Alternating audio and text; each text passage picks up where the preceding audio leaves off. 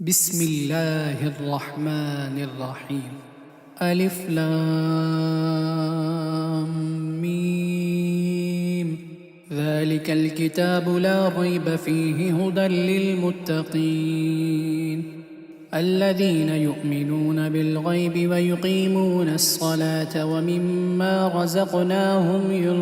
ينفقون والذين يؤمنون بما أنزل إليك وما أنزل من قبلك وبالآخرة هم يوقنون أولئك على هدى من ربهم وأولئك هم المفلحون.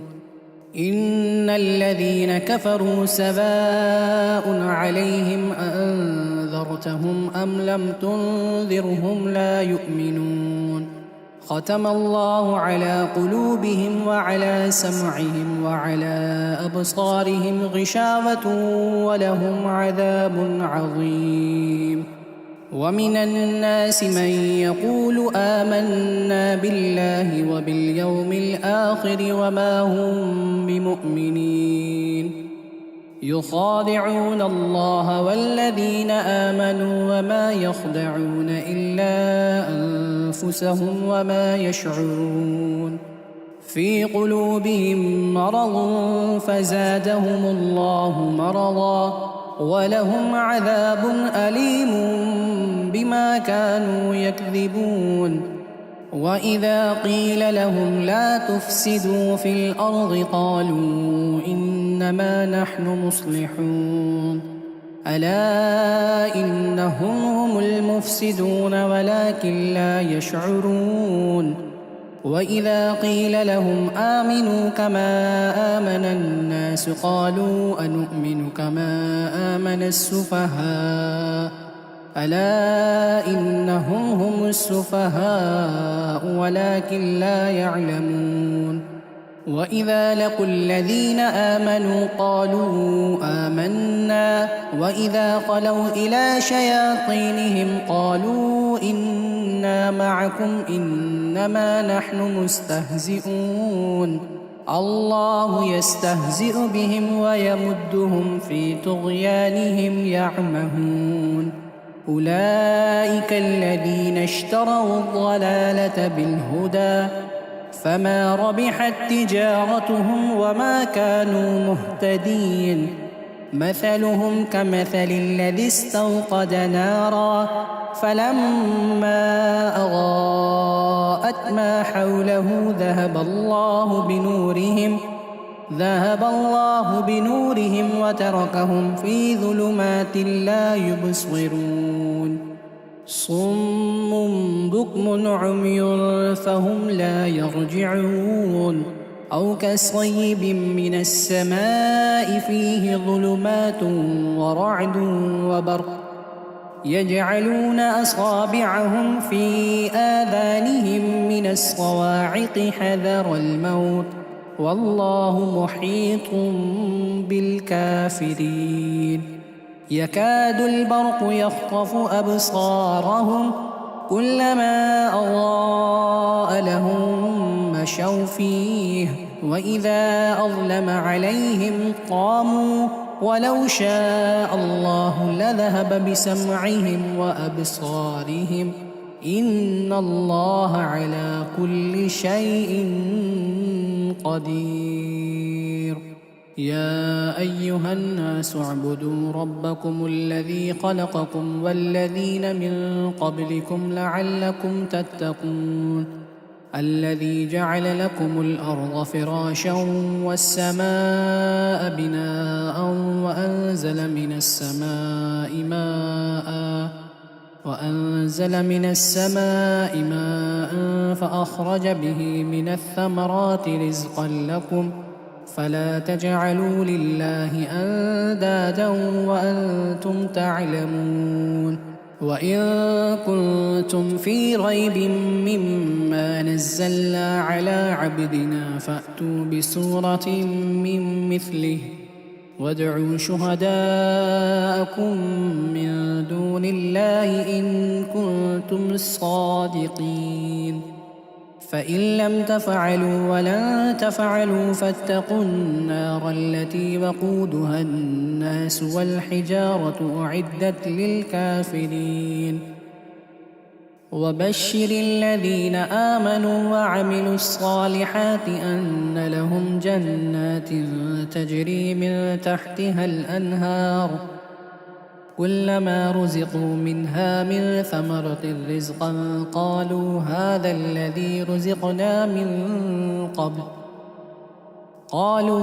الذي رزقنا من قبل وأتوا به متشابها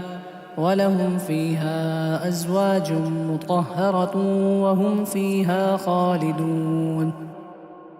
إن الله لا يستحيي أن يضرب مثلا ما بعوضة فما فوقها فأما الذين آمنوا فيعلمون أنه الحق من ربهم وأما الذين كفروا فيقولون ماذا أراد الله بهذا مثلا يضل به كثيرا ويهدي به كثيرا وما يضل به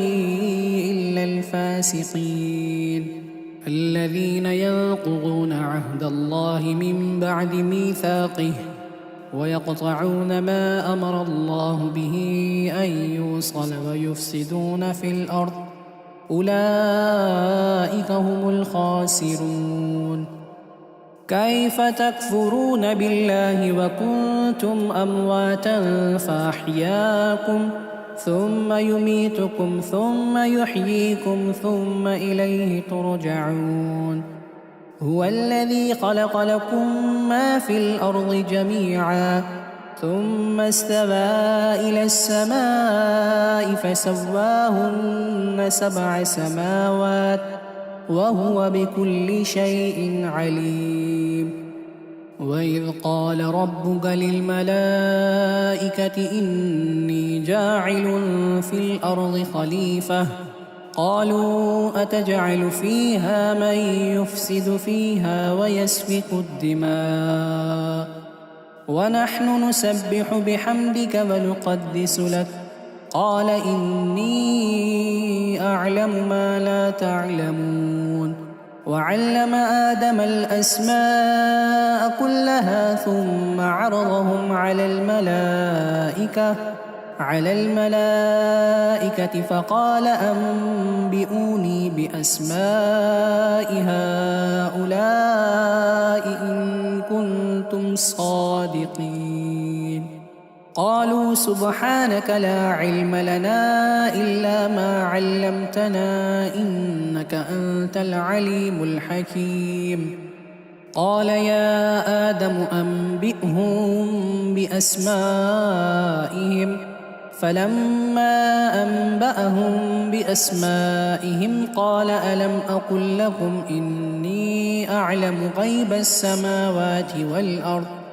إني أعلم غيب السماوات والأرض وأعلم ما تبدون وما كنتم تكتمون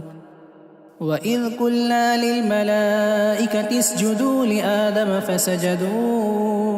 إلا إبليس أبى واستكبر وكان من الكافرين وقلنا يا آدم اسكن أنت وزوجك الجنة وكلا منها رغدا حيث شئتما ولا تقربا هذه الشجرة فتكونا من الظالمين فأزلهما الشيطان عنها فأخرجهما مما كانا فيه وقلنا اهبطوا بعضكم لبعض عدو ولكم في الأرض مستقر ومتاع إلى حين فتلقى آدم من ربه كلمات فتاب عليه إنه هو التواب الرحيم قلنا اهبطوا منها جميعا فإما يأتينكم مني هدى فمن تبع هداي فلا خوف عليهم ولا هم يحزنون والذين كفروا وكذبوا بآياتنا أولئك أصحاب النار النار هم فيها خالدون. يا بني إسرائيل اذكروا نعمتي التي أنعمت عليكم وأوفوا بعهدي أوف بعهدكم وإياي فارهبون. وآمنوا بما أنزلت مصدقا لما معكم ولا تكونوا أول كافر به ولا تشتروا بآياتي ثمنا قليلا وإياي فاتقون. ولا تلبسوا الحق بالباطل وتكتموا الحق وأنتم تعلمون. وأقيموا الصلاة وآتوا الزكاة واركعوا مع الراكعين. أتأمرون الناس بالبر وتنسون أنفسكم وأنتم تتلون الكتاب أفلا تعقلون. واستعينوا بالصبر والصلاة وإنها لكبيرة إلا على الخاشعين الذين يظنون أنهم ملاقو ربهم وأنهم إليه راجعون. يا بني إسرائيل اذكروا نعمتي التي أنعمت عليكم وأني فضلتكم على العالمين. واتقوا يوما لا تجزي نفس عن نفس شيئا ولا يقبل منها شفاعة ولا يؤخذ منها عدل ولا هم ينصرون. وإذ نجيناكم من آل فرعون يسومونكم سوء العذاب يذبحون أبناءكم ويستحيون نساءكم وفي ذلكم بلاء من ربكم عظيم. وإذ فرقنا بكم البحر فأنجيناكم وأغرقنا آل فرعون وأنتم تنظرون. وإذ واعدنا موسى 40 ليلة ثم اتخذتم العجل من بعده وأنتم ظالمون. ثم عفونا عنكم من بعد ذلك لعلكم تشكرون. وإذ آتينا موسى الكتاب والفرقان لعلكم تهتدون. وإذ قال موسى لقومه يا قوم إنكم ظلمتم أنفسكم باتخاذكم العجل فتوبوا إلى بارئكم فاقتلوا أنفسكم ذلكم خير لكم عند بارئكم فتاب عليكم إنه هو التواب الرحيم. وإذ قلتم يا موسى لن نؤمن لك حتى نرى الله جهرة فأخذتكم الصاعقة وأنتم تنظرون. ثم بعثناكم من بعد موتكم لعلكم تشكرون. وظللنا عليكم الغمام وأنزلنا عليكم المن والسلوى كلوا من طيبات ما رزقناكم وما ظلمونا ولكن كانوا أنفسهم يظلمون. وإذ قلنا ادخلوا هذه القرية فكلوا منها حيث شئتم رغدا وادخلوا الباب سجدا وقولوا حطة نغفر لكم خطاياكم وسنزيد المحسنين. فبدل الذين ظلموا قولا غير الذي قيل لهم فأنزلنا على الذين ظلموا رجزا من السماء بما كانوا يفسقون. وإذ استسقى موسى لقومه فقل اضرب بعصاك الحجر فانفجرت منه 12 عينا قد علم كل أناس مشربهم كلوا واشربوا من رزق الله ولا تعثوا في الأرض مفسدين وإذ قلتم يا موسى لن نصبر على طعام واحد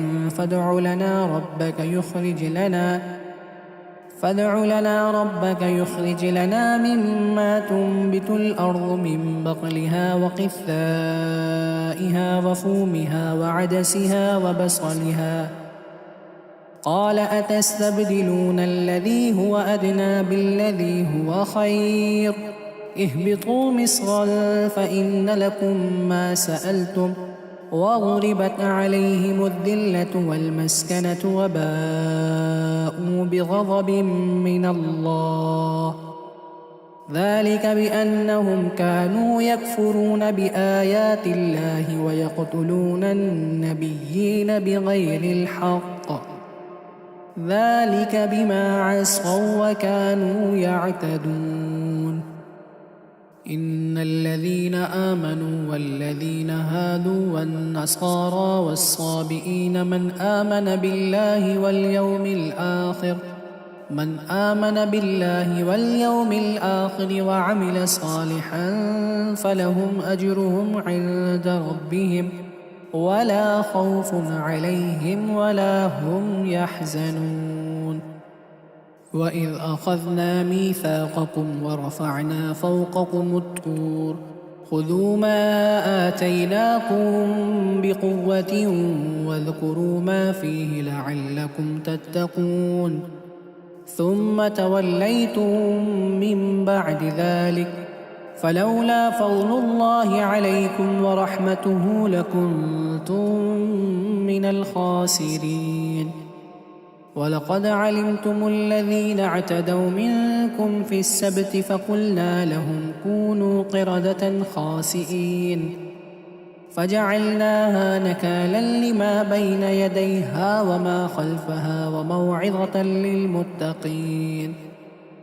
وإذ قال موسى لقومه إن الله يأمركم أن تذبحوا بقرة قالوا وتتخذنا هزوا قال أعوذ بالله أن أكون من الجاهلين قالوا ادع لنا ربك يبين لنا ما هي قال إنه يقول إنها بقرة لا فارغ ولا بكر عوان بين ذلك فافعلوا ما تؤمرون قالوا ادع لنا ربك يبين لنا ما لونها قال إنه يقول إنها بقرة صفراء فاكع لونها تسر الناظرين قالوا ادع لنا ربك يبين لنا ما هي إن البقرة شابه علينا وإنا إن شاء الله لمهتدون قال إنه يقول إنها بقرة لا ظلول تثير الأرض ولا تسقي الحرث مسلمة لا شية فيها قالوا الآن جئت بالحق فذبحوها وما كادوا يفعلون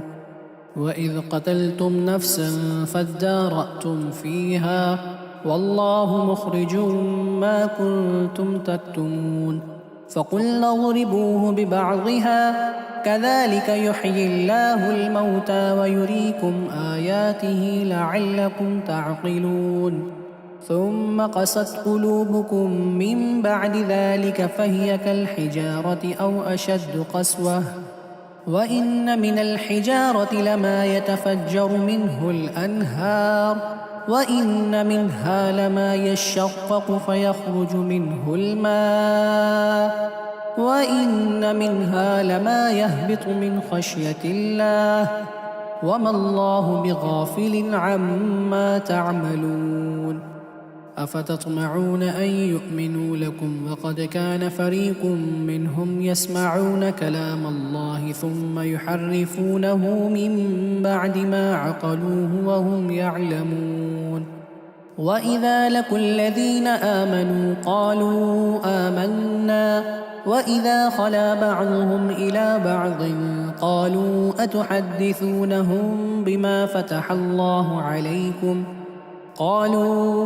أتحدثونهم بما فتح الله عليكم ليحاجوكم به عند ربكم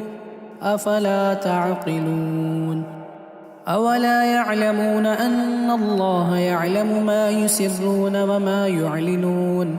ومنهم أميون لا يعلمون الكتاب إلا أماني وإن هم إلا يظنون فويل للذين يكتبون الكتاب بأيديهم ثم يقولون هذا من عند الله ليشتروا به ثمنا قليلا فويل لهم مما كتبت أيديهم وويل لهم مما يكسبون وقالوا لن تمسنا النار إلا أياما معدودة قل أتخذتم عند الله عهدا فلن يخلف الله عهده أم تقولون على الله ما لا تعلمون بلى من كسب سيئة وأحاطت به خطيئته فأولئك أصحاب النار هم فيها خالدون والذين آمنوا وعملوا الصالحات أولئك أصحاب الجنة هم فيها خالدون وإذ أخذنا ميثاق بني إسرائيل لا تعبدون إلا الله وبالوالدين إحسانا وذي القربى واليتامى والمساكين وقولوا للناس حسنا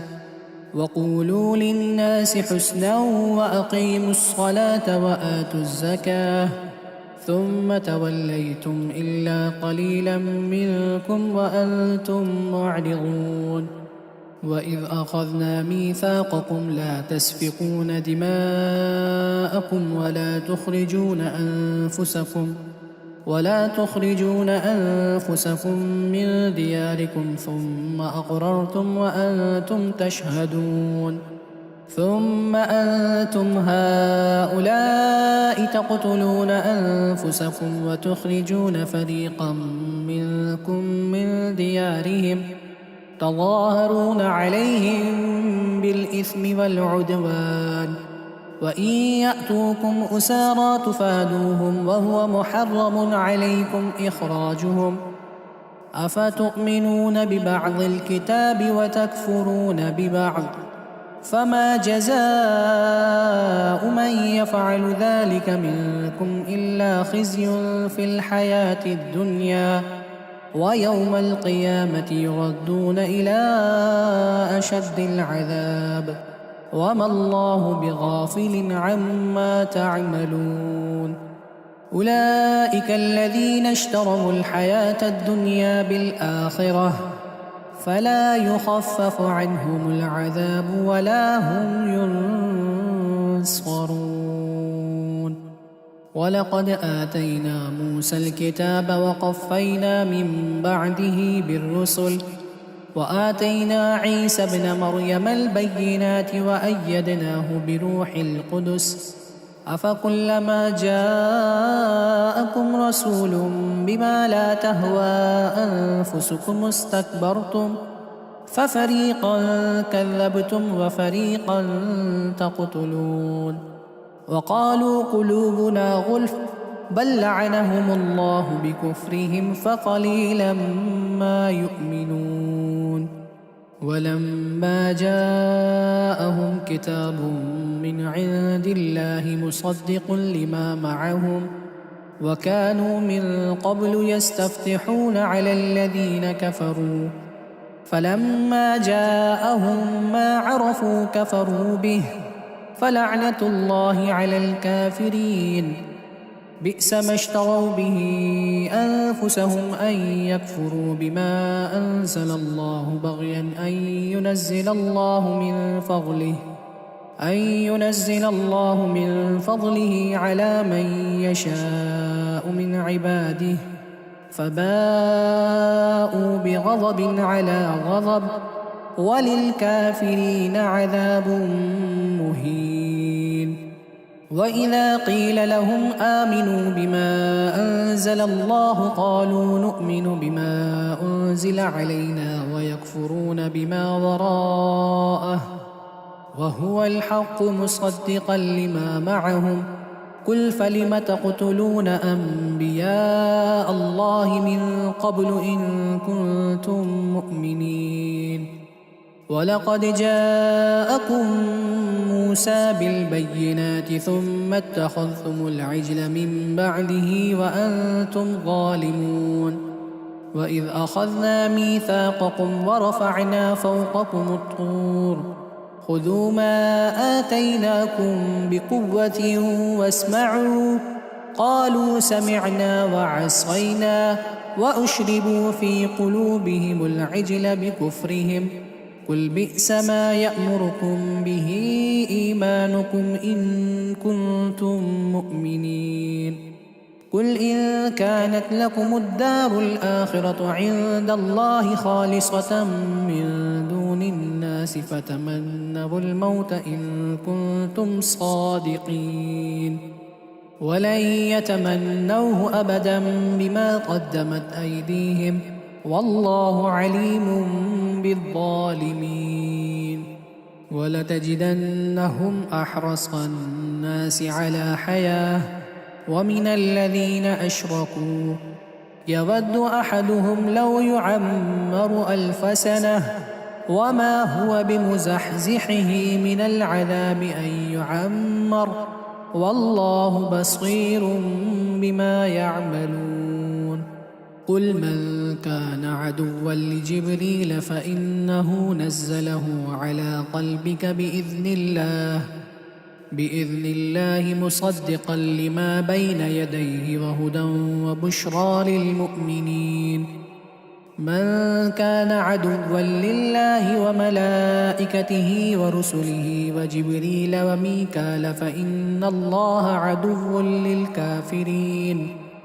ولقد أنزلنا إليك آيات بينات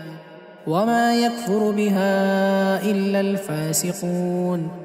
أوكلما عاهدوا عهدا نبذه فريق منهم بل أكثرهم لا يؤمنون.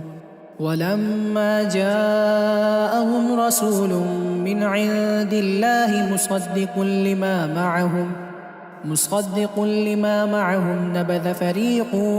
من الذين أوتوا كتاب الله وراء ظهورهم كأنهم لا يعلمون. واتبعوا ما تتلو الشياطين على ملك سليمان وما كفر سليمان ولكن الشياطين كفروا يعلمون الناس السحر وما أنزل على الملكين ببابل هاروت وماروت وما يعلمان من أحد حتى يقولا إنما نحن فتنة فلا تكفر فيتعلمون منهما ما يفرقون به بين المرء وزوجه وما هم بضارين به من أحد إلا بإذن الله ويتعلمون ما يضرهم ولا ينفعهم ولقد علموا لمن اشتراه ما له في الآخرة من خلاق ولبئس ما شروا به أنفسهم لو كانوا يعلمون. ولو أنهم آمنوا واتقوا لمثوبة من عند الله خير لو كانوا يعلمون. يا أيها الذين آمنوا لا تقولوا راعنا وقولوا انظرنا واسمعوا وللكافرين عذاب أليم. ما يود الذين كفروا من أهل الكتاب والمشركين أن ينزل عليكم من خير من ربكم والله يختص برحمته من يشاء والله ذو الفضل العظيم. ما ننسخ من آية أو ننسها نأت بخير منها أو مثلها ألم تعلم أن الله على كل شيء قدير ألم تعلم أن الله له ملك السماوات والأرض وما لكم من دون الله من ولي ولا نصير أم تريدون أن تسألوا رسولكم كما سئل موسى من قبل ومن يتبدل الكفر بالإيمان فقد ضل سواء السبيل ود كثير من أهل الكتاب لو يردونكم من بعد إيمانكم كفارا حسدا من عند أنفسهم من بعد ما تبين لهم الحق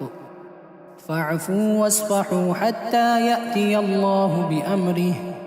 إن الله على كل شيء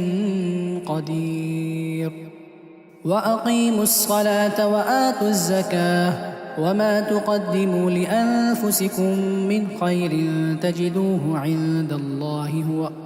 وما تقدموا لأنفسكم من خير تجدوه عند الله إن الله بما تعملون بصير وقالوا لن يدخل الجنة إلا من كان هودا أو نصارى تلك أمانيهم قل هاتوا برهانكم إن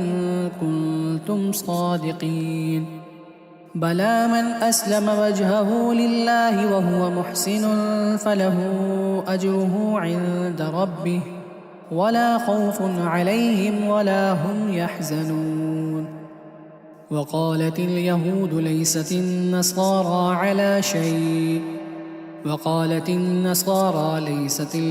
على شيء وهم يتلون الكتاب كذلك قال الذين لا يعلمون مثل قولهم فالله يحكم بينهم يوم القيامة فيما كانوا فيه يختلفون ومن أظلم ممن منع مساجد الله أن يذكر فيها اسمه وسعى في خرابها أولئك ما كان لهم أن يدخلوها إلا خائفين لهم في الدنيا خزي ولهم في الآخرة عذاب عظيم ولله المشرق والمغرب فأينما تولوا فثم وجه الله إن الله واسع عليم وقالوا اتخذ الله ولدا سبحانه بل له ما في السماوات والأرض كل له قانتون بديع السماوات والأرض وإذا قضى أمرا فإنما يقول له كن فيكون وقال الذين لا يعلمون لولا يكلمنا الله أو تأتينا آية كذلك قال الذين من قبلهم مثل قولهم تشابهت قلوبهم قد بينا الآيات لقوم يوقنون إنا أرسلناك بالحق بشيرا ونذيرا ولا تسأل عن أصحاب الجحيم ولن ترضى عنك اليهود ولا النصارى حتى تتبع ملتهم قل إن هدى الله هو الهدى ولئن اتبعت أهواءهم بعد الذي جاءك من العلم ما لك من الله من ولي ولا نصير الذين آتيناهم الكتاب يتلونه حق تلاوته أولئك يؤمنون به ومن يكفر به فأولئك هم الخاسرون يا بني إسرائيل اذكروا نعمتي التي أنعمت عليكم وأني فضلتكم على العالمين واتقوا يوما لا تجزي نفس عن نفس شيئا ولا يقبل منها عدل ولا تنفعها شفاعة ولا هم ينصرون. وإذ ابتلى إبراهيم ربه بكلمات فأتمهن قال إني جاعلك للناس إماما قال ومن ذريتي قال لا ينال عهد الظالمين. وإذ جعلنا البيت مثابة للناس وأمنا واتخذوا من مقام إبراهيم مصلى وعهدنا إلى إبراهيم وإسماعيل أن طهرا بيتي للطائفين والعاكفين والركع السجود. وإذ قال إبراهيم رب اجعل هذا بلدا آمنا وارزق أهله من الثمرات من آمن منهم بالله واليوم الآخر قال ومن كفر فأمتعه قليلا ثم أضطره إلى عذاب النار وبئس المصير. وإذ يرفع إبراهيم القواعد من البيت وإسماعيل ربنا تقبل منا إنك أنت السميع العليم ربنا واجعلنا مسلمين لك ومن ذريتنا أمة مسلمة لك وأرنا مناسكنا وتب علينا إنك أنت التواب الرحيم. ربنا وابعث فيهم رسولا منهم يتلو عليهم آياتك ويعلمهم الكتاب والحكمة ويزكيهم إنك أنت العزيز الحكيم. ومن يرغب عن ملة إبراهيم إلا من سفه نفسه ولقد اصطفيناه في الدنيا وإنه في الآخرة لمن الصالحين. إذ قال له ربه أسلم قال أسلمت لرب العالمين. ووصى بها إبراهيم بنيه ويعقوب يا بني إن الله اصطفى لكم الدين فلا تموتن إلا وأنتم مسلمون. أم كنتم شهداء إذ حضر يعقوب الموت إذ قال لبنيه ما تعبدون من بعدي قالوا نعبد إلهك وإله آبائك إبراهيم وإسماعيل وإسحاق إلها واحدا ونحن له مسلمون تلك أمة قد خلت لها ما كسبت ولكم ما كسبتم ولا تسألون عما كانوا يعملون. وقالوا كونوا هودا أو نصارى تهتدوا قل بل ملة إبراهيم حنيفا وما كان من المشركين.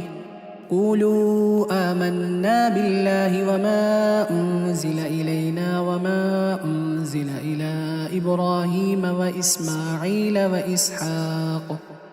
وإسحاق ويعقوب والأسباط وما أوتي موسى وعيسى وما أوتي النبيون من ربهم لا نفرق بين أحد منهم ونحن له مسلمون. فإن آمنوا بمثل ما آمنتم به فقد اهتدوا وإن تولوا فإنما هم في شقاق فسيكفيكهم الله وهو السميع العليم. صبغة الله ومن أحسن من الله صبغة ونحن له عابدون. قل أتحاجوننا في الله وهو ربنا وربكم ولنا أعمالنا ولكم أعمالكم ونحن له مخلصون. أم تقولون إن إبراهيم وإسماعيل وإسحاق ويعقوب والأسباط كانوا هودا أو نصارى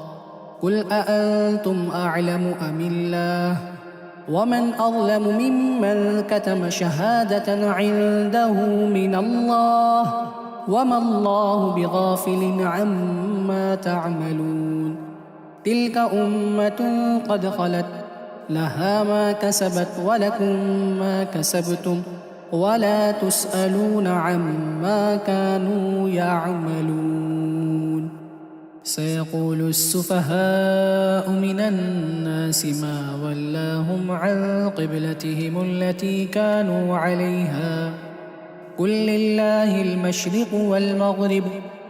يهدي من يشاء إلى صراط مستقيم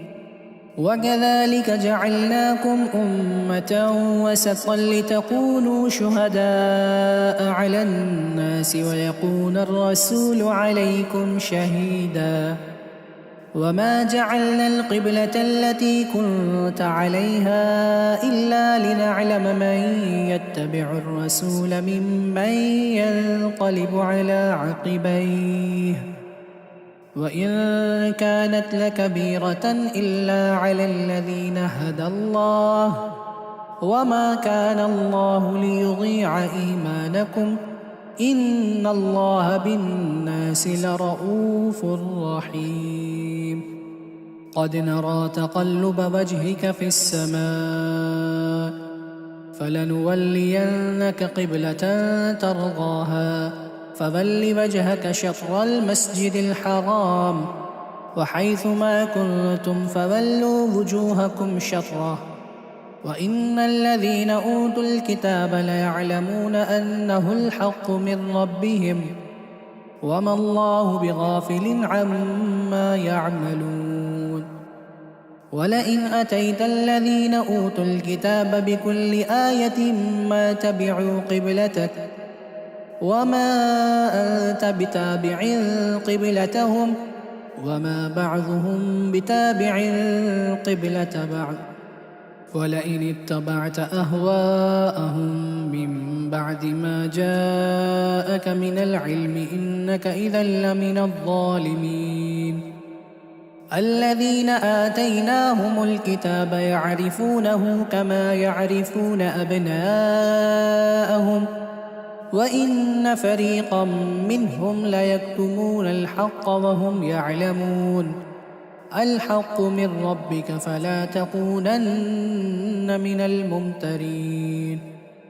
ولكل وجهة هو موليها فاستبقوا الخيرات أينما تكونوا يأت بكم الله جميعا إن الله على كل شيء قدير ومن حيث خرجت فول وجهك شطر المسجد الحرام وإنه للحق من ربك وما الله بغافل عما تعملون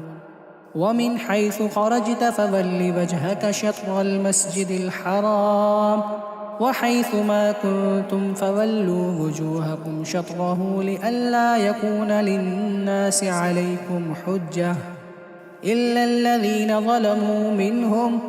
فلا تخشوهم واخشوني وليتم نعمتي عليكم ولعلكم تهتدون كما أرسلنا فيكم رسولا منكم يتلو عليكم آياتنا ويزكيكم ويعلمكم الكتاب والحكمة ويعلمكم ما لم تكونوا تعلمون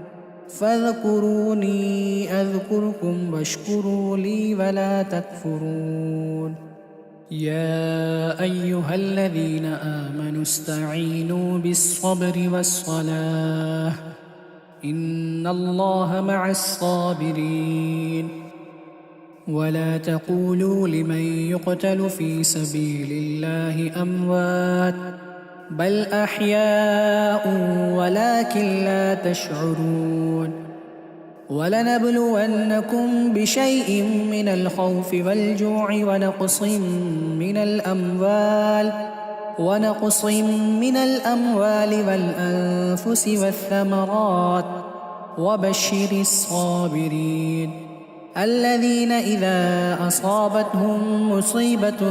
قالوا إنا لله وإنا إليه راجعون أولئك عليهم صلوات من ربهم ورحمة وأولئك هم المهتدون إن الصفا والمروة من شعائر الله فمن حج البيت أو اعتمر فلا جناح عليه أن يطوف بهما ومن تطوع خيرا فإن الله شاكر عليم إن الذين يكتمون ما أنزلنا من البينات والهدى من بعد ما بيناه للناس في الكتاب أولئك يلعنهم الله ويلعنهم اللاعنون إلا الذين تابوا وأصلحوا وبينوا فأولئك أتوب عليهم وأنا التواب الرحيم إن الذين كفروا وماتوا وهم كفار أولئك عليهم لعنة الله والملائكة والناس أجمعين خالدين فيها لا يخفف عنهم العذاب ولا هم ينظرون وإلهكم إله واحد لا إله إلا هو الرحمن الرحيم إن في خلق السماوات والأرض واختلاف الليل والنهار والفلك التي تجري في البحر بما ينفع الناس وما أنزل الله من السماء من ماء فأحيا به الأرض بعد موتها وبث فيها من كل دابة وتصريف الرياح والسحاب المسخر بين السماء والأرض لآيات لقوم يعقلون ومن الناس من يتخذ من دون الله أندادا يحبونهم كحب الله والذين آمنوا أشد حبا لله ولو يرى الذين ظلموا إذ يرون العذاب أن القوة لله جميعا وأن الله شديد العذاب إذ تبرأ الذين اتبعوا من الذين اتبعوا ورأوا العذاب وتقطعت بهم الأسباب وقال الذين اتبعوا لو أن لنا كرة فنتبرأ منهم كما تبرأوا منا كذلك يريهم الله أعمالهم حسرات عليهم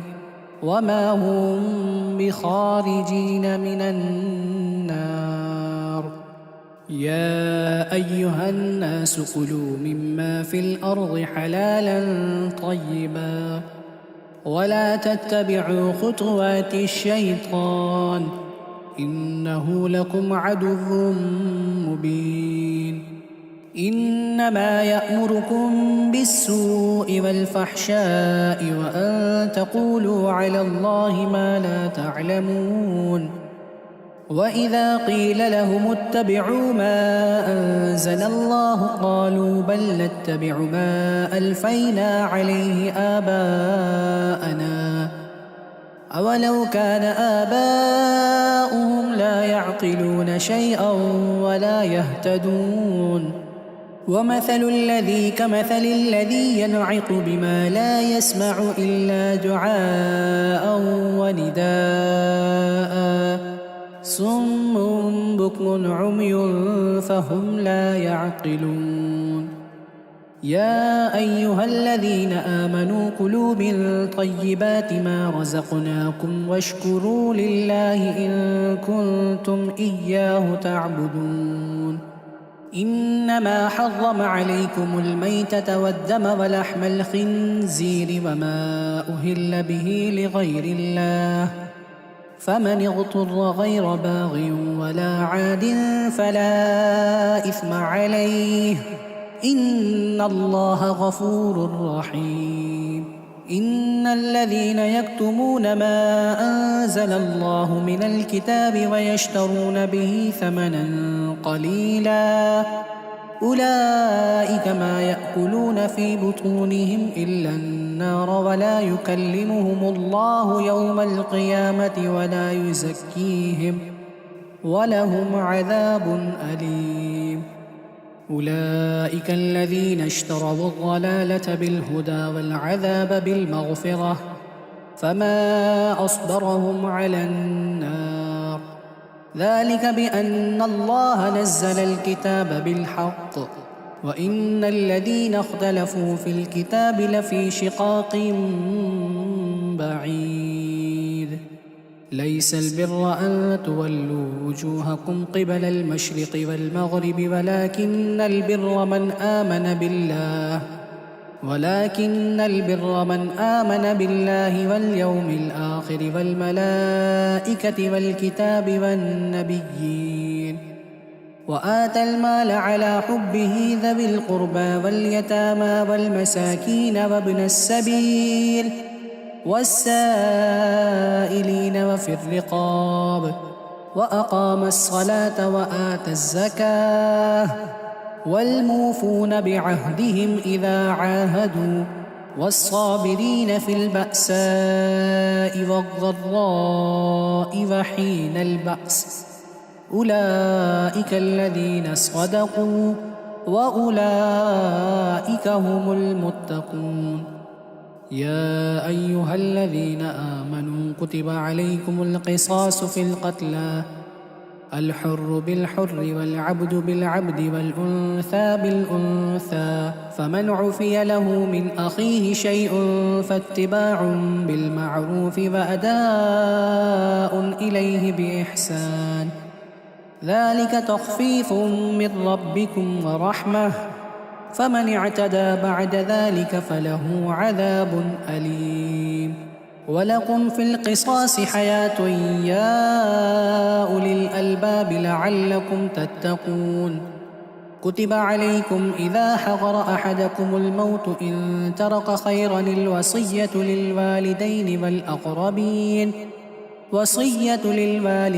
والأقربين بالمعروف حقا على المتقين فمن بدله بعدما سمعه فإنما إثمه على الذين يبدلونه إن الله سميع عليم فمن خاف من موص جنفا أو إثما فأصلح بينهم فلا إثم عليه إن الله غفور رحيم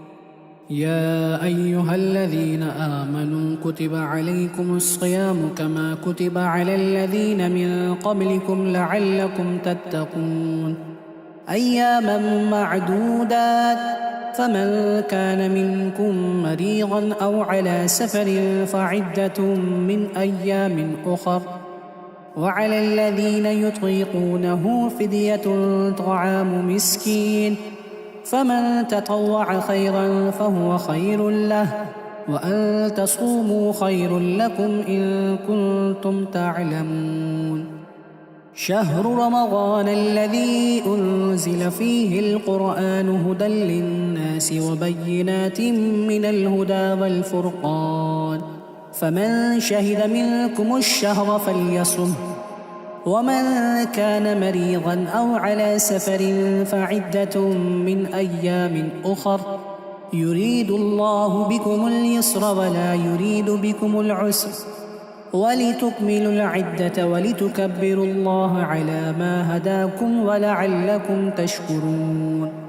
وإذا سألك عبادي عني فإني قريب أجيب دعوة الداعي إذا دعاني فليستجيبوا لي وليؤمنوا بي لعلهم يرشدون أحل لكم ليلة الصيام الرفث إلى نسائكم هن لباس لكم وأنتم لباس لهن علم الله أنكم كنتم تختانون أنفسكم فتاب عليكم وعفى عنكم فالآن باشروهن وابتغوا ما كتب الله لكم وكلوا واشربوا حتى يتبين لكم الخيط الأبيض من الخيط الأسود من الفجر ثم أتموا الصيام إلى الليل ولا تباشروهن وأنتم عاكفون في المساجد تلك حدود الله فلا تقربوها كذلك يبين الله آياته للناس لعلهم يتقون ولا تأكلوا أموالكم بينكم بالباطل وتدلوا بها إلى الحكام لتأكلوا فريقا من أموال الناس بالإثم وأنتم تعلمون يسألونك عن الأهلة قل هي مواقيت للناس والحج وليس البر بأن تأتوا البيوت من ظهورها ولكن البر من اتقى وأتوا البيوت من أبوابها واتقوا الله لعلكم تفلحون وقاتلوا في سبيل الله الذين يقاتلونكم ولا تعتدوا إن الله لا يحب المعتدين واقتلوهم حيث ثقفتموهم وأخرجوهم من حيث أخرجوكم والفتنة أشد من القتل ولا تقاتلوهم عند المسجد الحرام حتى يقاتلوكم فيه فإن قاتلوكم فاقتلوهم كذلك جزاء الكافرين فإن انتهوا فإن الله غفور رحيم وقاتلوهم حتى لا تكون فتنة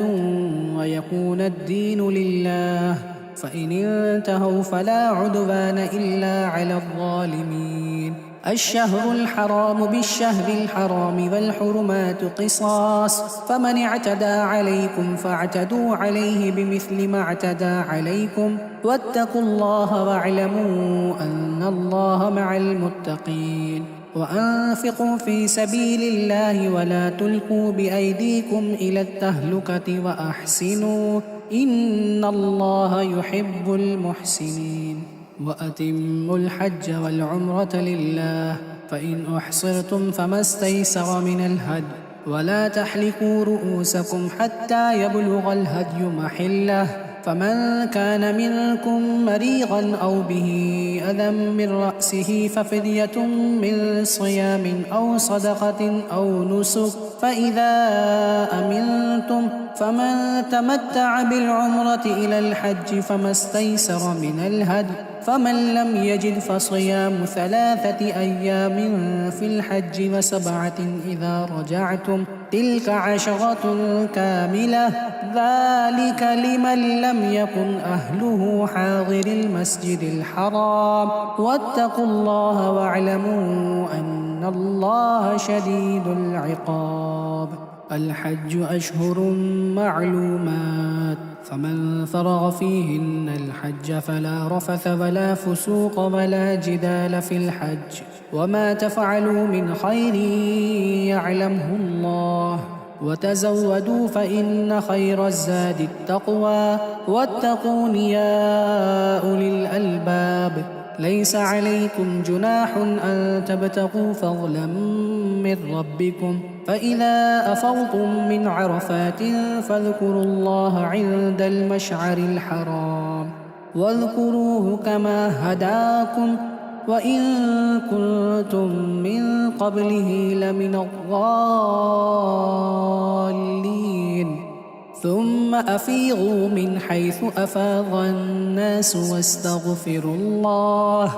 إن الله غفور رحيم فإذا قضيتم مناسككم فاذكروا الله كذكركم آباءكم أو أشد ذكرا فمن الناس من يقول ربنا آتنا في الدنيا وما له في الآخرة من خلاق ومنهم من يقول ربنا آتنا في الدنيا حسنة وفي الآخرة حسنة وقنا عذاب النار أولئك لهم نصيب مما كسبوا والله سريع الحساب واذكروا الله في أيام معدودات فمن تعجل في يومين فلا إثم عليه ومن تأخر فلا إثم عليه لمن اتقى واتقوا الله واعلموا أنكم إليه تحشرون ومن الناس من يعجبك قوله في الحياة الدنيا ويشهد الله على ما في قلبه وهو ألد الخصام وإذا تولى سعى في الأرض ليفسد فيها ويهلك الحرث والنسل والله لا يحب الفساد وإذا قيل له اتق الله أخذته العزة بالإثم فحسبه جهنم ولبئس المهاد ومن الناس من يشري نفسه ابتغاء مرضات الله والله رؤوف بالعباد يا أيها الذين آمنوا ادخلوا في السلم كافة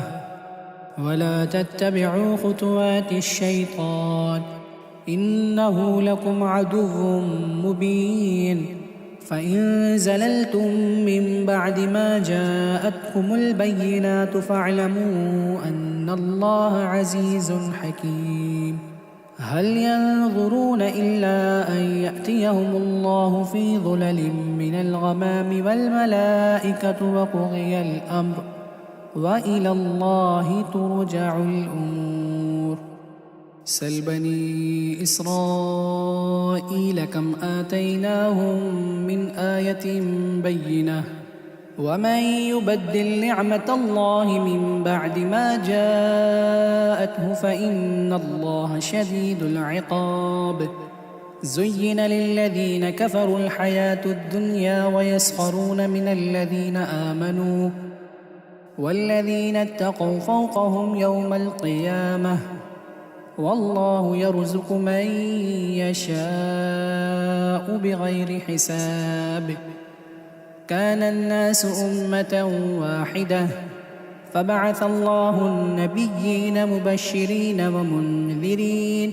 وأنزل معهم الكتاب بالحق ليحكم بين الناس فيما اختلفوا فيه وما اختلف فيه إلا الذين أوتوه من بعد ما جاءتهم البينات بغيا بينهم فهدى الله الذين آمنوا لما اختلفوا فيه من الحق بإذنه والله يهدي من يشاء إلى صراط مستقيم أم حسبتم أن تدخلوا الجنة ولما يأتكم مثل الذين خلوا من قبلكم مستهم البأساء والضراء وزلزلوا حتى يقول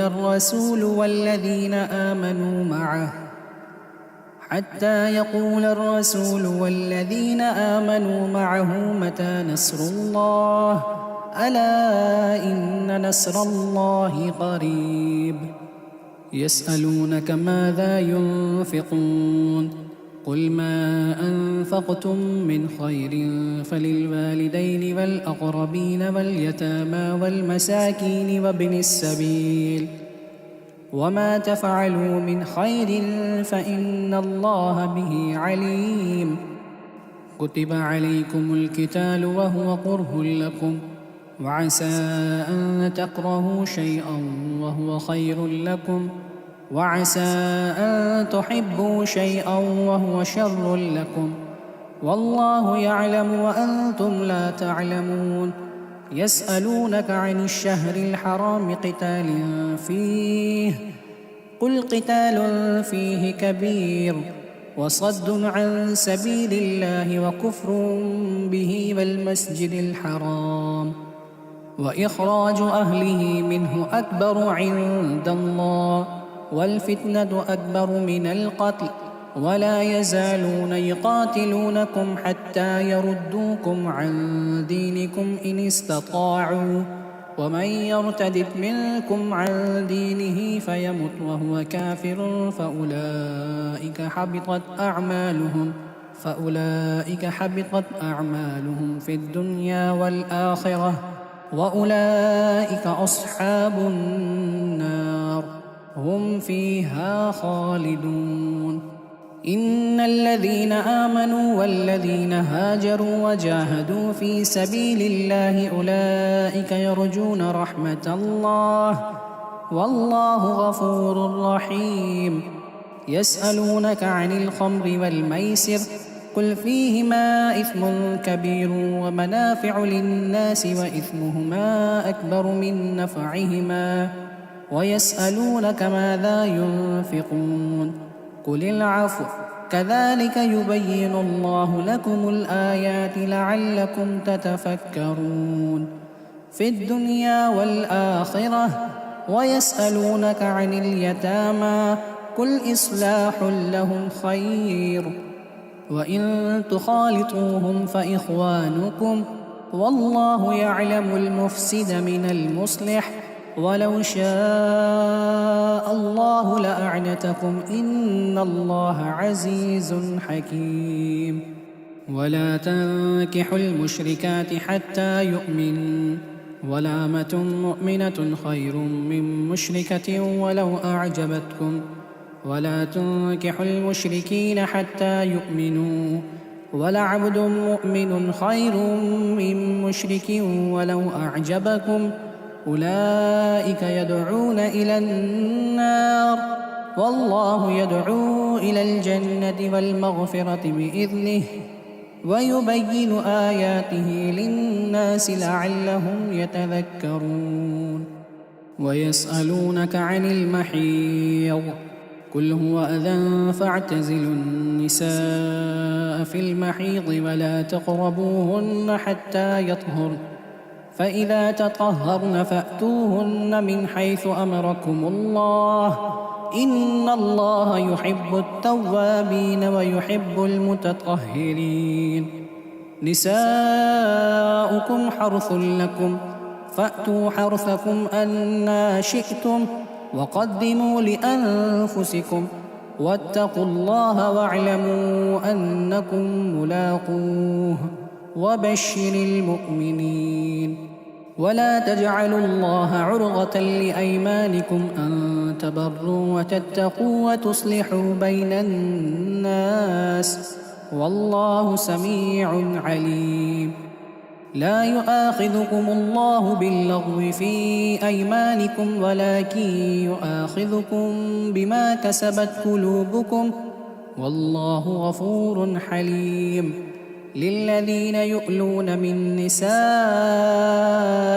تربص 4 أشهر فإن فاءوا فإن الله غفور رحيم. وإن عزموا الطلاق فإن الله سميع عليم. والمطلقات يتربصن بأنفسهن 3 قروء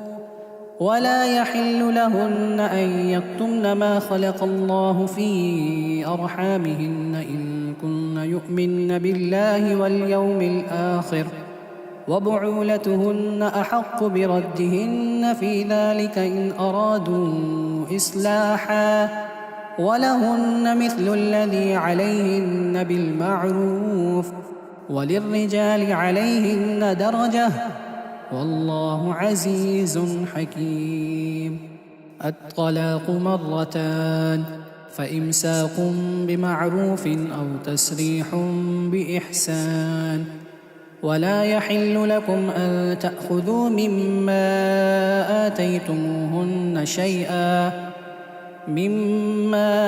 آتيتموهن شيئا إلا أن يخافا ألا يقيما حدود الله فإن خفتم ألا يقيما حدود الله فلا جناح عليهما فيما افتدت به تلك حدود الله فلا تعتدوها ومن يتعد حدود الله فأولئك هم الظالمون. فإن طلقها فلا تحل له من بعد حتى تنكح زوجا غيره، فإن طلقها فلا جناح عليهما أن يتراجعا إن ظنا أن يقيما حدود الله، وتلك حدود الله يبينها لقوم يعلمون. وإذا طلقتم النساء فبلغن أجلهن فأمسكوهن بمعروف أو سرحوهن بمعروف، ولا تمسكوهن ضرارا لتعتدوا، ومن يفعل ذلك فقد ظلم نفسه. ولا تتخذوا آيات الله هزوا، واذكروا نعمة الله عليكم وما أنزل عليكم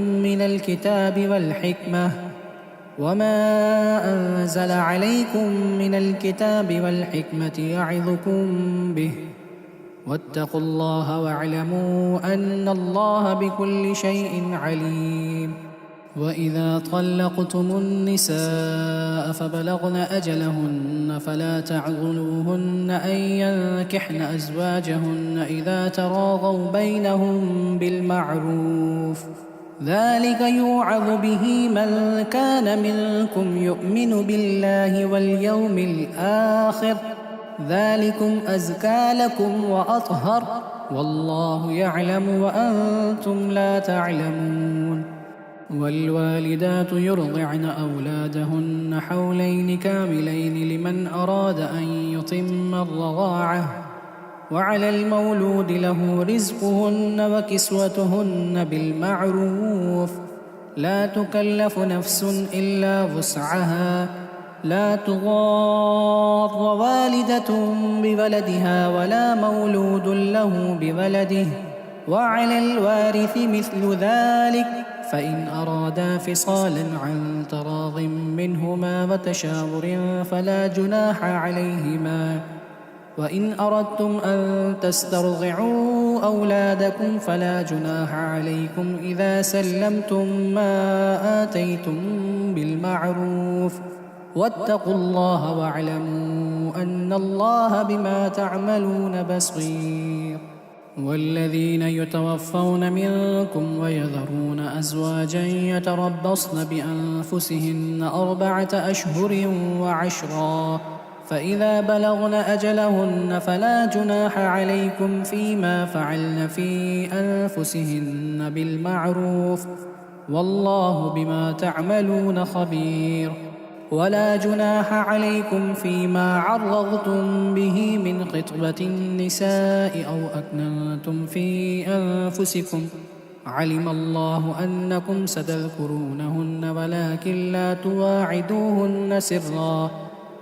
تواعدوهن سرا إلا أن تقولوا قولا معروفا، ولا تعزموا عقدة النكاح حتى يبلغ الكتاب أجله، واعلموا أن الله يعلم ما في أنفسكم فاحذروا، واعلموا أن الله غفور حليم. لا جناح عليكم إن طلقتم النساء ما لم تمسوهن أو تفرضوا لهن فريضة، ومتعوهن على الموسع قدره وعلى المقتر قدره متاعا بالمعروف حقا على المحسنين. وإن طلقتموهن من قبل أن تمسوهن وقد فرضتم لهن فريضة فنصف ما فرضتم إلا أن يعفون أو يعفو الذي بيده عقدة النكاح، وأن تعفوا أقرب للتقوى، ولا تنسوا الفضل بينكم، إن الله بما تعملون بصير. حافظوا على الصلوات والصلاة الوسطى وقوموا لله قانتين. فإن خفتم فرجالا أو ركبانا، فإذا أمنتم فاذكروا الله كما علمكم ما لم تكونوا تعلمون، والذين يتوفون منكم ويذرون أزواجا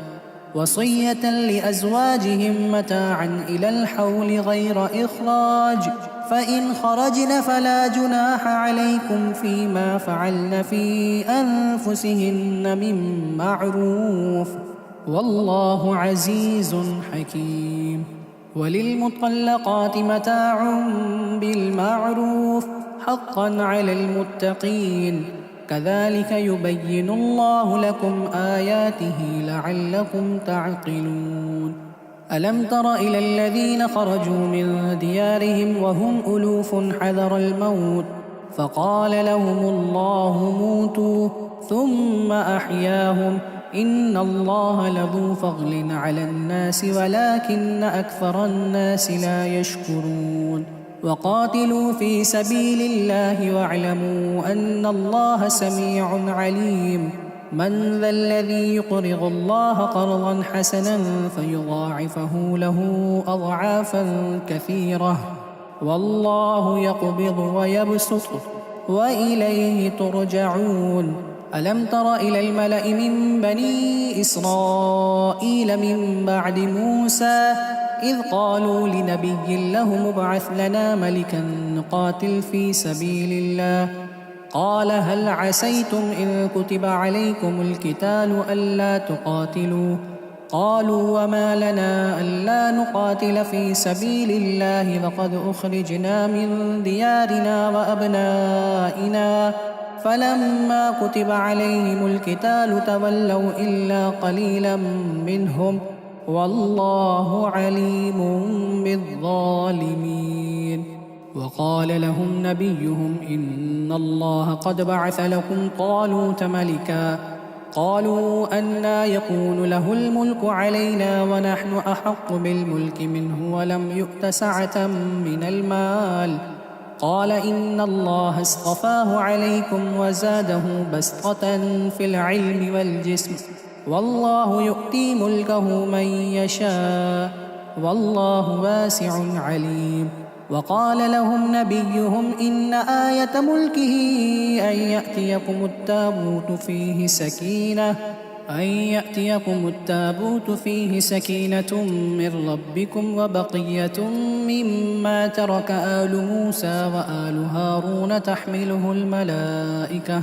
إن في ذلك لآية لكم إن كنتم مؤمنين. فلما فصل طالوت بالجنود قال إن الله مبتليكم بنهر، فمن شرب منه فليس مني، ومن لم يطعمه فإنه مني إلا من اغترف غرفة بيده، فشربوا منه إلا قليلا منهم. فلما جاوزه هو والذين آمنوا معه قالوا لا طاقة لنا اليوم بجالوت وجنوده، قال الذين يظنون أنهم ملاقوا الله كم من فئة قليلة غلبت فئة كثيرة بإذن الله، والله مع الصابرين. ولما برزوا لجالوت وجنوده قالوا ربنا أفرغ علينا صبرا وثبت أقدامنا وانصرنا على القوم الكافرين، فهزموهم بإذن الله. وقتل داود جالوت وآتاه الله الملك والحكمة وعلمه مما يشاء، ولولا دفع الله الناس بعضهم ببعض لفسدت الأرض ولكن الله ذو فضل على العالمين. تلك آيات الله نتلوها عليك بالحق وإنك لمن المرسلين. تلك الرسل فضلنا بعضهم على بعض، منهم من كلم الله ورفع بعضهم درجات، وآتينا عيسى ابن مريم البينات وأيدناه بروح القدس، ولو شاء الله ما اقتتل الذين من بعدهم من بعد ما جاءتهم البينات، من بعد ما جاءتهم البينات ولكن اختلفوا فمنهم من آمن ومنهم من كفر ولو شاء الله ما اقتتلوا ولكن الله يفعل ما يريد. يا أيها الذين آمنوا أنفقوا مما رزقناكم من قبل أن يأتي يوم لا بيع فيه ولا خلة ولا شفاعة والكافرون هم الظالمون. الله لا إله إلا هو الحي القيوم لا تأخذه سنة ولا نوم له ما في السماوات وما في الأرض من ذا الذي يشفع عنده إلا بإذنه يعلم ما بين أيديهم وما خلفهم ولا يحيطون بشيء من علمه إلا بما شاء وسع كرسيه السماوات والأرض ولا يؤوده حفظهما وهو العلي العظيم. لا إكراه في الدين قد تبين الرشد من الغي فمن يكفر بالطاغوت ويؤمن بالله فقد استمسك بالعروة الوثقى لا انفصام لها والله سميع عليم. الله ولي الذين آمنوا يخرجهم من الظلمات إلى النور والذين كفروا أولياؤهم الطاغوت يخرجونهم من النور إلى الظلمات أولئك أصحاب النار هم فيها خالدون. ألم تر إلى الذي حاج إبراهيم في ربه أن آتاه الله الملك إذ قال إبراهيم ربي الذي يحيي ويميت قال أنا أحيي وأميت قال إبراهيم فإن الله يأتي بالشمس من المشرق فأت بها من المغرب فبهت الذي كفر والله لا يهدي القوم الظالمين. أو كالذي مر على قرية وهي خاوية على عروشها قال أنى يحيي هذه الله بعد موتها فأماته الله 100 عام ثم بعثه قال كم لبثت قال لبثت يوما أو بعض يوم قال بل لبثت 100 عام فانظر إلى طعامك وشرابك لم يتسنه وانظر إلى حمارك ولنجعلك آية للناس وانظر إلى العظام كيف ننشزها ثم نكسوها لحما فلما تبين له قال أعلم أن الله على كل شيء قدير. وإذ قال إبراهيم رب أرني كيف تحيي الموتى قال أولم تؤمن قال بلى ولكن ليطمئن قلبي قال فخذ 4 من الطير فصرهن إليك ثم اجعل على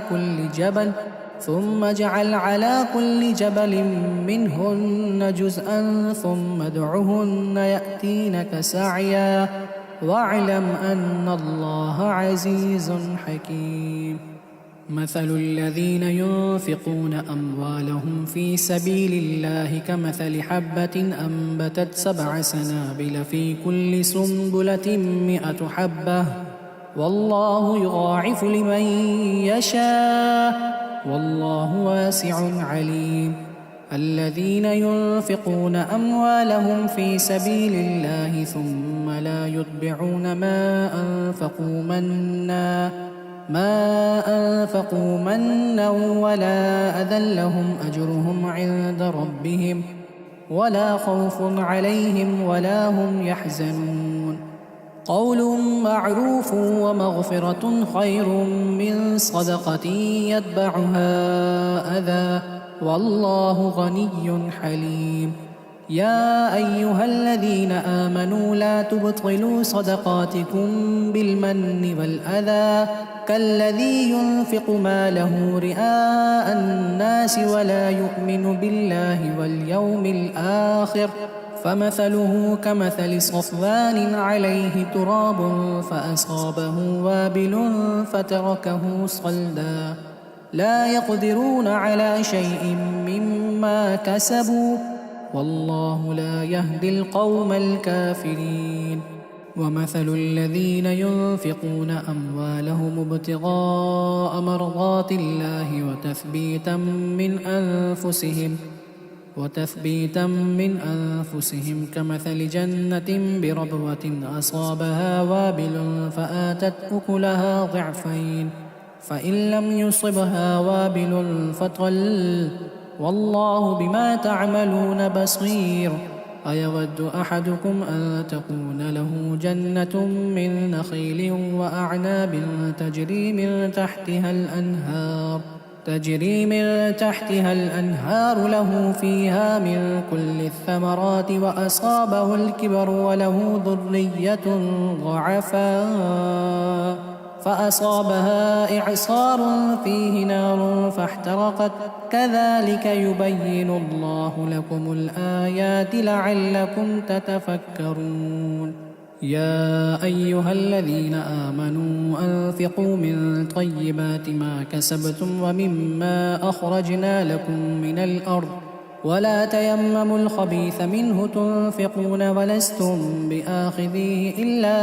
أن تغمضوا فيه واعلموا أن الله غني حميد الشيطان يعدكم الفقر ويأمركم بالفحشاء والله يعدكم مغفرة منه وفضلا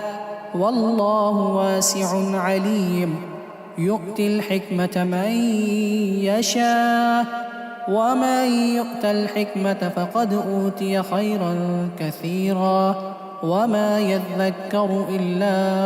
أولو الألباب وما أنفقتم من نفقة أو نذرتم من نذر فإن الله يعلمه وما للظالمين من أنصار إن تبدوا الصدقات فنعما هي وإن تخفوها وتؤتوها الفقراء فهو خير لكم ويكفر عنكم من سيئاتكم والله بما تعملون خبير ليس عليك هداهم ولكن الله يهدي من يشاء وما تنفقوا من خير فلأنفسكم وما تنفقون إلا ابتغاء وجه الله وما تنفقوا من خير يوفى إليكم وأنتم لا تظلمون للفقراء الذين أحصروا في سبيل الله لا يستطيعون ضربا في الأرض يحسبهم الجاهل أغنياء من التعفف تعرفهم بسيماهم لا يسألون الناس إلحافا وما تنفقوا من خير فإن الله به عليم الذين ينفقون أموالهم بالليل والنهار سرا وعلانية فلهم أجرهم عند ربهم ولا خوف عليهم ولا هم يحزنون الذين يأكلون الربا لا يقومون إلا كما يقوم الذي يتخبطه الشيطان من المس ذلك بأنهم قالوا إنما البيع مثل الربا وأحل الله البيع وحرم الربا فمن جاءه موعظة من ربه فانتهى فله ما سلف وأمره إلى الله ومن عاد فأولئك أصحاب النار هم فيها خالدون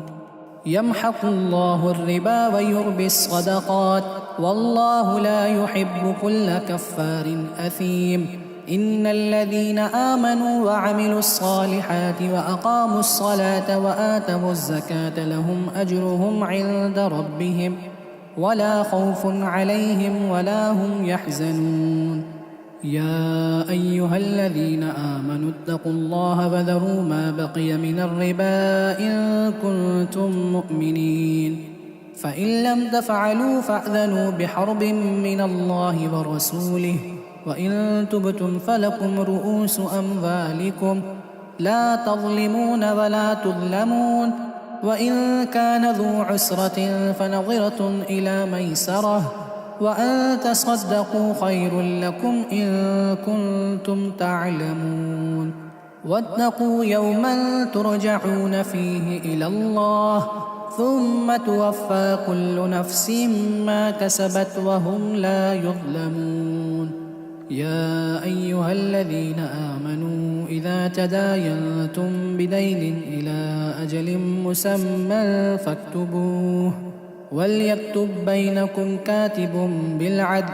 ولا يأب كاتب أن يكتب كما علمه الله فليكتب، وليملل الذي عليه الحق وليتق الله ربه ولا يبخس منه شيئا. فإن كان الذي عليه الحق سفيها أو ضعيفا أو لا يستطيع أن يمل هو فليملل وليه بالعدل، واستشهدوا شهيدين من رجالكم، فإن لم يكونا رجلين فرجل وامرأتان ممن ترضون من الشهداء أن تغل إحداهما فتذكر إحداهما الأخرى، ولا يأبى الشهداء إذا ما دعوا، ولا تسأموا أن تكتبوه صغيرا أو كبيرا إلى أجله، ذلكم أقسط عند الله وأقوم للشهادة وأدنى ألا ترتابوا إلا أن تكون تجارة حاضرة تديرونها بينكم فليس عليكم جناح ألا تكتبوها، وأشهدوا إذا تبايعتم، ولا يغار كاتب ولا شهيد، وإن تفعلوا فإنه فسوق بكم، واتقوا الله ويعلمكم الله والله بكل شيء عليم. وإن كنتم على سفر ولم تجدوا كاتبا فرهان مقبوضة، فإن أمن بعضكم بعضا فليؤد الذي اؤتمن أمانته وليتق الله ربه ولا تكتموا الشهادة، ومن يكتمها فإنه آثم قلبه والله بما تعملون عليم. لله ما في السماوات وما في الأرض، وإن تبدوا ما في أنفسكم أو تخفوه يحاسبكم به الله فيغفر لمن يشاء ويعذب من يشاء، والله على كل شيء قدير. آمن الرسول بما أنزل إليه من ربه والمؤمنون كل آمن بالله وملائكته وكتبه ورسله لا نفرق بين أحد من رسله، وقالوا سمعنا وأطعنا غفرانك ربنا وإليك المصير. لا يكلف الله نفسا إلا وسعها، لها ما كسبت وعليها ما اكتسبت، ربنا لا تؤاخذنا إن نسينا أو أخطأنا، ربنا ولا تحمل علينا إصرا كما حملته على الذين من قبلنا، ربنا ولا تحملنا ما لا طاقة لنا به، واعف عنا واغفر لنا وارحمنا أنت مولانا فانصرنا على القوم الكافرين.